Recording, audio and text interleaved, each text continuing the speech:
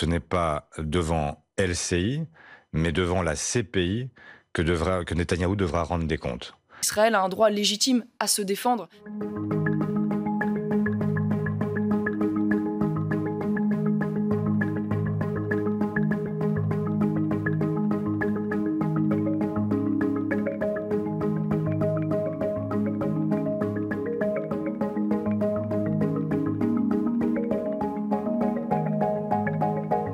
La place de ce dirigeant politique génocidaire n'est pas sur les plateaux télé, il est sur le banc des accusés.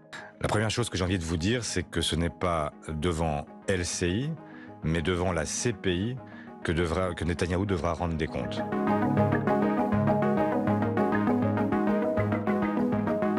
On a là aujourd'hui un exercice d'autojustification qui ne convainc personne. La réalité, c'est que le droit international, je viens de le dire, doit s'imposer à Odessa, il doit s'imposer aussi à Rafah. Je ne suis pas fan de Netanyahou dans le sens où je peux trouver contestable la politique qu'il mène ou une certaine forme de radicalité qu'il peut avoir, mais enfin, il défend les intérêts de son pays qui a été attaqué par un groupe terroriste. On ne peut pas dire Netanyahou c'est Israël.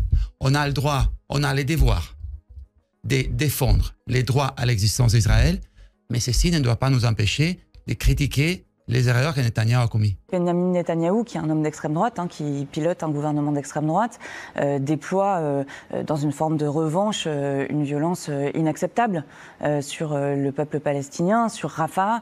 Moi, je souhaite que la France et l'Europe agissent, demandent clairement un cessez-le-feu immédiat. Israël a un droit légitime à se défendre et à garantir son intégrité territoriale en tant qu'État souverain menacé aujourd'hui par une organisation terroriste. Benjamin Netanyahou, vous avez vu ces images? Évidemment. Son gouvernement Évidemment. a massacré un peuple, prend pour cible des camps de réfugiés humanitaires. Vous avez vu les images de ce bébé décapité, ces images d'hommes et de femmes brûlés à vif.